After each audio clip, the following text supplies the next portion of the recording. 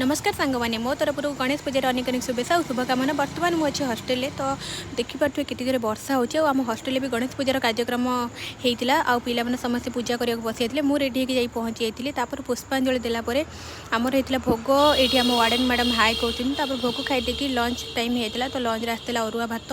डालमा छोले पनीर पापड़ तापर आफ्टरनून शोक उठिक रेडी बाहरी रिटुंग सहित गणेश पूजा देखापी यही सब गणेश पूजा मेढ़ जो गुड़े सबूक नयापल्ली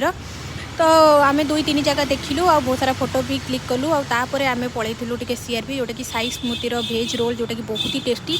बिना पियाज रसुण दिए माने रोलटा